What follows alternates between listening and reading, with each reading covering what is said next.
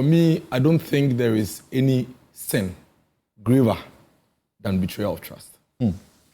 The situation we find ourselves is simply a clueless, everlasting, incompetent bunch of arrogant braggarts who, Felix, I beg you. You call that criminal and all manner of things. I didn't speak, I beg you. You spoke for 15 minutes. Don't interrupt. I haven't said it. No. You are interjecting me. Don't do that. You spoke for 15 minutes. Go ahead. A clueless, everlasting, incompetent bunch of arrogant braggarts who have simply scammed their way into government. That's all. And that is why you see the people speaking. I mean, he's right. This is not the first tax or levy the people of this country are paying. We are already paying, and we keep paying, and they will add more, we'll pay. But the reason why the people will speak up against this is because you came to tell them A, and you are doing B. You betrayed their trust. The fiduciary relationship that the NDC built with the people of this country while they were in opposition, the big talk, the plenty grammar, all the blabbing they did, knowing the gravity of the issues at hand. And they said they have solutions. And they were emphatic. They said, we will solve this without burdening you with additional tax. In fact, the finance minister in his budget, I think paid 264 or so, the 2025 budget, actually mentioned ESLA and all the reviews, but it went ahead to indicate that they are not going to add anything. The finance minister is caught on tape at his vetting when he was asked that all these plenty things you are saying your government will do.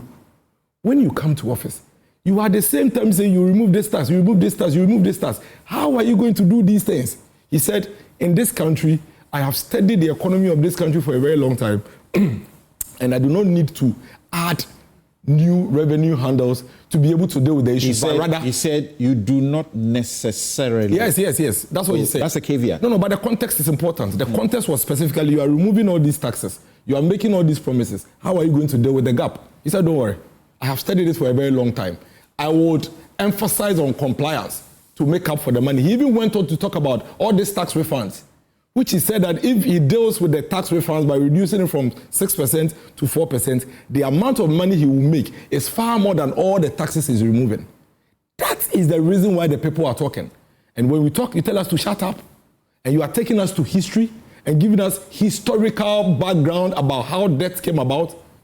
Why are we doing this to ourselves? Why? We go to bed on Tuesday. We go to sleep on Tuesday. Wake up Wednesday morning with a 4 cedi 50 pesos on every gallon of petrol we buy in this country. And you're telling us we should keep quiet because I am MPP, because I squeeze banana into my vehicle? Why do you think the MPP lost the elections by the margin with which we lost? It is because you told the people that you won't do this to them. If the people knew you were going to remove e-levy, remove non-existent, what I mean non-existent, I mean nobody paid, emission tax, and ask for claps and applause, and bring them 4 cedi 50 pesos per gallon 2 months later, you think they'll be clapping for you? You went to squeeze the hands of GPRTU and force them to reduce transport fares by 15%, telling them about how you have brought the cedi you up and brought dollar up, for which reason fuel prices have come down and so they should remove it, knowing very well that you have already prepared your memorandum for a 4 cedi 50 pesos on a gallon of fuel. That is dishonesty. That is leadership of insincerity. If the GPRTU knew there was a 4 cedi 50 pesos per gallon coming, Samson, they would not have agreed to the 15%. At best, they would have dealt with another percentage, maybe lower than 15%. Today, as we speak, an Uber driver who is using a VIT car is paying close to 42 cedis every day to government for free. And you are saying we shouldn't talk about it? And then you come and tell us that, oh no, we have reduced burden. We have given you gold on the street of Ghana, and so now we can afford to slap all manner of levy on you. And then they keep lying. Oh, when we when we came to power, fuel prices were 17 cedis. That's a complete falsehood. As a matter of fact, when we are speaking to these things, let's speak to facts. Nana Addo Dankwa Akufo-Addo handed over to power to the NDC with fuel at 14 cedis 99 pesos. That is the fact. On 7 January, I have it here. This is Guel. Star Oil is here. What? Is here. What fuel? Is here. It's here. See there, you can read it. Thursday, 2nd January 2025. See there, read the whole thing. What for? Super XP 14.99. Yeah, that one. Diesel XP 15.60. Super XP 95. The 15.60. What is the price now? But what's the price of Super XP? Now. What's the price of Super XP now? Tell me. Is it 17 cedis? Was it 17 cedis? No, what is the price now? No, hold on. You see, and again, Phyllis, stop interjecting me. Write your notes like I did, and I'll speak to it. The fact is that you have been peddling falsehood. Even this morning, you've done it. Nobody was buying fuel at 17 cedis. Nobody ever bought fuel at 17 cedis under the MPP. Is that what you are saying? Some said, are you going to allow this? So context is important. No, but nobody bought fuel at 17 cedis at the time nobody bought fuel at 17 cedis under the MPP. He's qualified. He's qualified so then, at the time they handed over power. So where is the lie? But didn't you ever buy fuel at 17 cedis? Thank you. Hold on. Yes, Dennis. See, we cannot allow the people we pay with our taxes to mislead the public. Oh. The fact is that you took over power with fuel at 14 cedis, not 17 cedis. That is fact. I didn't say we took over. Can I just speak and you make your notes? But you are putting words into my mouth. Can I just speak and you make your notes? All right. When you get the chance, you see now you've taken close to about 2 minutes of my time. No, it's true. I've done 6 minutes. It hasn't taken 2 minutes. It's wrong. Don't do that. Because I could do that to you. I have never. So you see, you never took. So what NDC have actually done is that today I look at GOIL and Star Oil. And I realized that GOIL is selling Super XP at 12 cedis 52 pesos. It was 14 cedis 99 pesos. In actual sense, it's 2 cedis and about some pesos that the ADC have brought fuel down. That is the truth. That is the truth. But the whole week they've been peddling that falsehood of 17 cedis and they brought it to 12 cedis. That is false. And I think it's important to situate it in that context. Number 2, you don't come and tell us that because in your view, you have reduced burdens on us, you can decide to wake up in the middle of the night without consulting us and slap any taxes you want on us and we should keep quiet. That will not happen. As we speak today, between January and now, cement prices have gone up by about 45 cedis. 45 Ghana cedis, Samson. That is the burden you have reduced. Tomatoes, which you did politics with, which was costing about 2 for 10 cedis, is today costing 1 for 10 cedis. Texpo markets, Malata markets right here. That is the burden you have reduced. Iron rods are skyrocketing. That is the burden you have reduced. And when you ask them to show evidence of the impact of the appreciation of the dollar, do you know what they do? They point you to the glamour stores on Spintex, East Legon, Cantonment, and Laboni. And they show you banners of these shops who are selling sofas for $60,000 and $70,000, who have reduced their prices and tell you that that is Ghanaian burden reduced. You and I know in this country something. Everybody watching us know. And this is a very serious matter. We're not going to allow this government to basically gaslight us and get away with it. You know that in this country, what truly affects prices of the day-to-day Ghanaian is fuel. Correct. That is the truth. It affects everything. So if we were all happy. Was I not here when I even applauded this government and I said that I am not one of the people who would say that any other person is responsible for the dollar appreciation other than the government. You are there. It's like being in a football match, whether you coach the team right or not, when they win, it's your win. So they should take that credit. But of what use is it for you to appreciate CD to dollar by some 3-4 cedis and then increase the fuel prices at a time when we're going to enjoy the benefits? Because the only reason why transport fares were reduced was because fuel prices have gone down. Right. So today, if you come and add 1 cedi to transport fares, GPRT have already signaled that they are going to go back. And you know how GPRT operates. Whenever they come down 1, they go back 2 or 3 steps forward. But do you understand them? Why are they not saying we will also revert to the price rather than say we are going on strike? I mean, they do that all the time. This is not the first time. They've even done the strike before. It's not like a threat. They've done, even 2024, they did it. So we'll discuss that. But the fact of the matter is that the reality is what we are confronted, not the grammar. The reality is that you told the people when you come, you won't do this.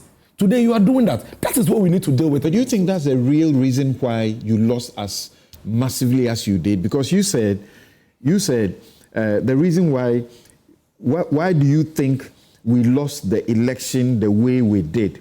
It was because you promised them that you will not bring taxes. Yes, economy pockets. But people also remember that you promised that Yetisika so accommodate. And we couldn't deliver. And that you were going to make gains from corruption. And we couldn't deliver.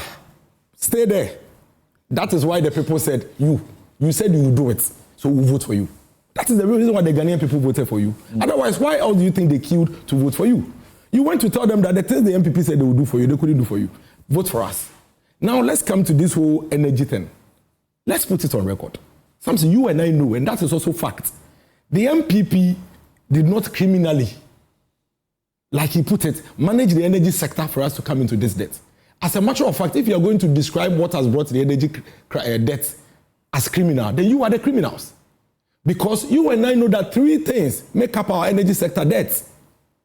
The excess capacity, which is about $500 million thereabout every year, which you signed, and you heard him say that the NDPP, you signed 32 of it, 32. Something you signed 32 of it. That is fact. Now the fact is that you go and sign contracts with people and tell them to generate power. The country is going to be able to afford to, maybe, is going to be able to use 4,000 megawatts. You go and sign contract of 5,000. I'm making a point. So there's an excess of 1,000. That excess of 1,000, your agreement with them is that whether you use it or you don't use it, you will pay.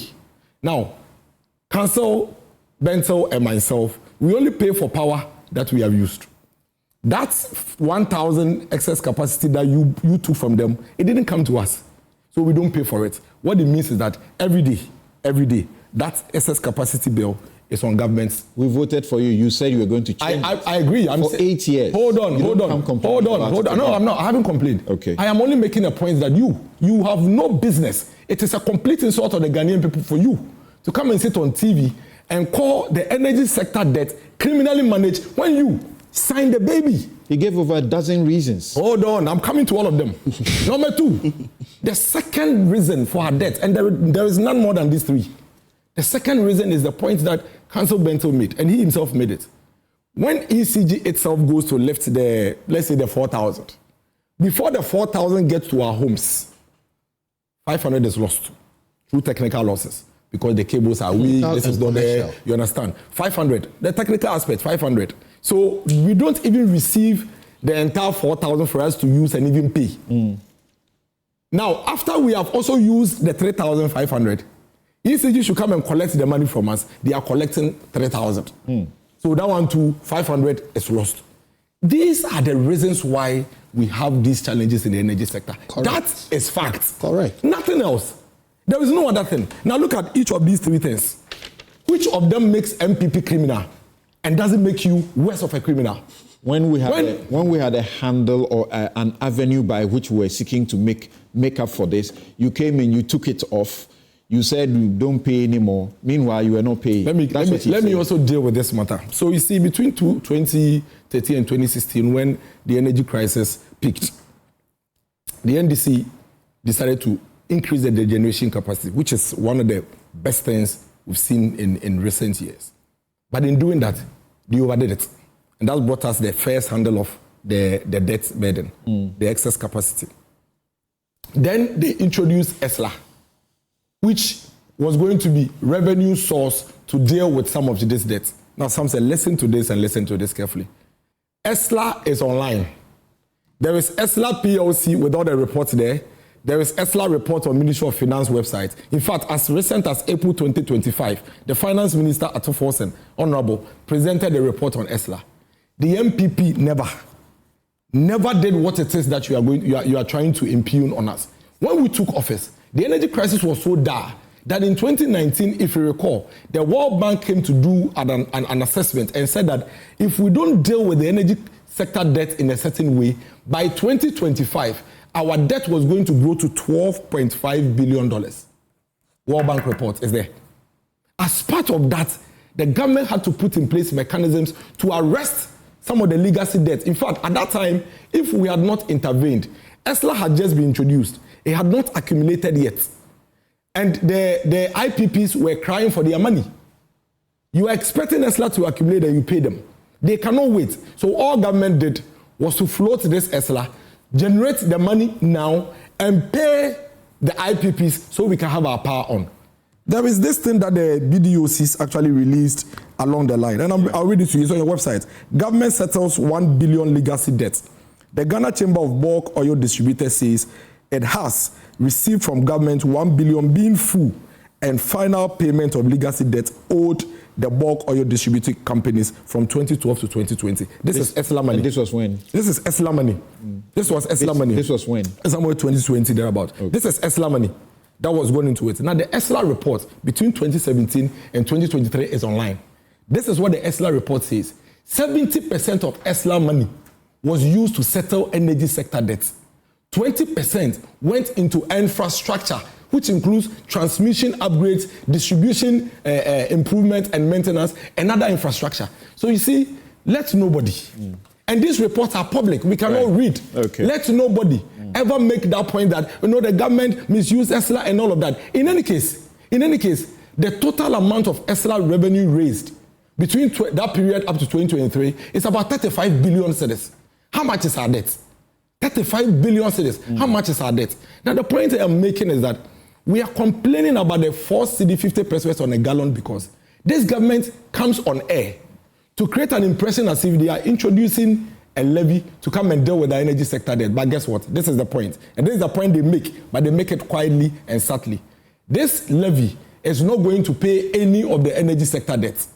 All it's going to do is to buy fuel now to power our generators. That's what Jinapo says, but the president... That's what the president also said. President Mahama appears to correct that and says it will do both. No, he didn't. He said that it will be buying fuel until a period where they're expecting a certain gas inflow. And that when that gas inflow comes in, then it will shift. All right. What if, hold on, that's conditional. What if it doesn't come in? Okay. But as I conclude something, my point here is that you are government. You have been voted into office. You promised to reduce our burden. You said that you don't need to introduce excessive taxes to be able to do anything. You knew this issue. Your finance minister was ranking member on finance. He understands the issues. You introduced all this energy sector debt. You know the structure and everything. Deal with it. Your energy minister sat on TV and told the whole country that we should vote for the NDC and that in 100 days, he is going to plug and cut the losses of the ECG. Thank you, Dennis. And make sure that they become profitable. Thank you. Then you turn around and come and tell us that we should pay you 4 cedi 50% for every gallon before you give us power. Thank you. That is why we are complaining. Thank you, Dennis. In some 20 seconds, tell me why you endorse